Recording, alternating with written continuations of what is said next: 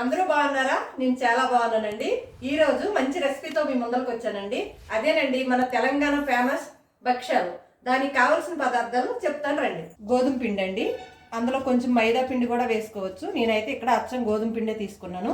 1 glass శనగపప్పు అండి, 1 glass బెల్లం అండి. మనం బెల్లం కొంచెం ఎక్కువ కూడా తీసుకోవచ్చు. కరెక్ట్గా అయితే 1 గ్లాస్ సరిపోద్ది, లేదనుకుంటే 1 గ్లాస్ మీద కొంచెం వేసుకోవచ్చు.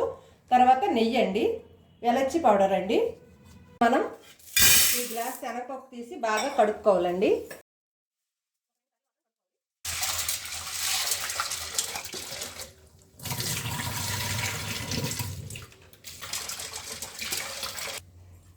ఇప్పుడు మనం 2 సార్లు కడుక్కున్నాం కదా, అందులో వాటర్ పోసుకుందాం. కసిన్ని కొన్ని వాటర్ పోసుకోవచ్చండి, ఉడుకుతుంది పప్పు అంతేని. ఇంకా ఈ వాటర్ అయితే సరిపోద్ది. ఇప్పుడు మనం స్టవ్ మీద పెట్టుకుందాం.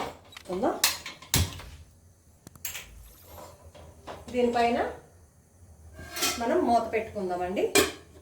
ఇప్పుడు మనం కొంచెం గోధుమ పిండిలో కొద్దిగా పంచదార వేసుకుందామండి. ఎందుకంటే 1 స్పూన్ అంత వేసుకుందాం, మరి కొంచెం సప్పగుండ కన్నా కొద్దిగా స్వీట్ అనిపిస్తుంది, చాలా బాగుంటుంది. కొద్దిగా వేసుకుందాం. అందులో మనకి కొంచెం సాల్ట్ కూడా వేసుకుందామండి. సాల్ట్ వేసుకున్న వల్ల ఏమవుద్దంటే స్వీట్ దనం అనేది చాలా బాగుంటుంది. మనం ఎందులోనే కొంచెం సాల్ట్ వేసుకోవాలి. తర్వాత 1 చిటికెడంతా కలర్ కోసం పసుపు వేసుకుందామండి. అది మీకు ఇష్టం లేకపోతే స్కిప్ చేసివచ్చు. 1 చిటికెడంతా అంతే. ఇప్పుడు మనం ఇదంతా చక్కగా కలుపుకుందాం. కలుపుకున్న తర్వాత మనం చపాతీ పిండికి ఎలాగైతే కలుపుకుంటామో అలాగా కలుపుకుందాం. ఇప్పుడు మనం ఒకసారి మూత తీసి చూసుకుందామండి పప్పు ఎలా ఉడికింది అనేది. ఇది మెత్తగా ఉడకవలసిన అవసరం అయితే ఏం లేదు, పదునుగా ఉడకాలి. ఉడికినప్పుడు మనం చిల్లుల జిప్లో వేసుకొని మనం మిక్సీ పట్టుకుందాం. కాబట్టి ఇగో ఇలా ఉడకాలండి. పప్పు ఉడికిపోయింది. పప్పు కాసేపు చల్లగావాలండి. చల్లగా అయిపోయినాయి కదా, ఇప్పుడు మనం కొంచెం మిక్సీ జారీలు వేసుకుని మెత్తగా మిక్సీ పట్టుకుందాం. ఇప్పుడు అయిపోయిందండి. ఇలా మెత్తగా పట్టుకోవాలి మనం. ఇగో ఇలా పట్టుకోవాలి. చాలా స్మూత్గా ఉంది కదా. గ్లాస్ బెల్లం వేసుకుందాం. గ్లాస్ బెల్లం వేసాం కదా, కొంచెం వాటర్ వేసుకుందాం. ఒక చిన్న టీ గ్లాసులు సరిపోతాయి. ఈ నీళ్ళు అయితే సరిపోతాయండి. చక్కగా ఇది పాకం రావాలి. అప్పటికి ఇగో పిండి చక్కగా మనం ఇలా మృదువుగా కలుపుకున్నాం కదా, మూత పెట్టుకున్నాము. ఇప్పుడు చిన్న చపాతీ ముద్దలాగా చుట్టుకుందాం. ఇదిగోండి ఇలా రావాలండి పాకం వచ్చింది. మంచి స్మెల్ కోసం 1 స్పూను వెలచి పౌడర్ వేసుకుందామండి. మిక్సీ పట్టుకున్నాం కదా, ఇది కొంచెం వేసుకుందాం.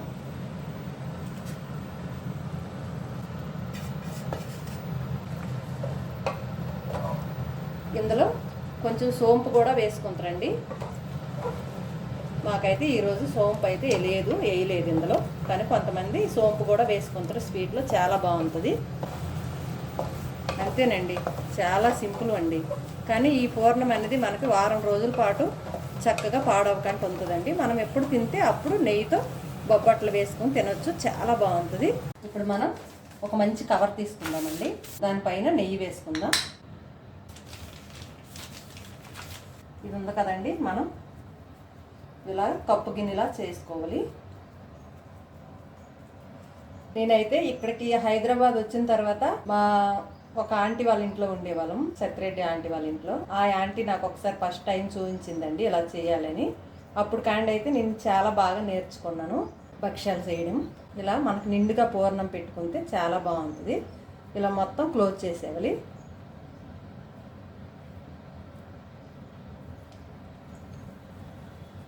ఇలా క్లోజ్ చేసి ఇలా మనం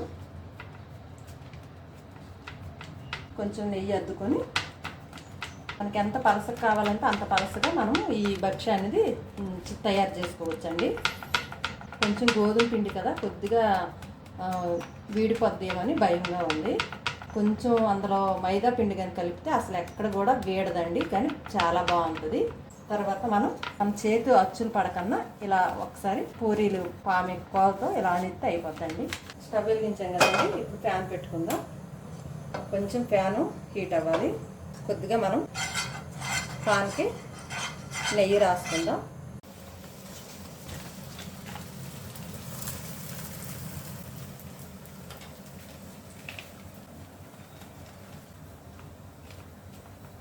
ఇలా మనము అంచులకి నెయ్యి వేసుకుంటే చాలా బాగుంటుందండి. ఇప్పుడు మనం నెయ్యి రాసుకున్నాం కదండి, ఇలా చక్కగా రెండు వైపులు కాల్చుకుందాం.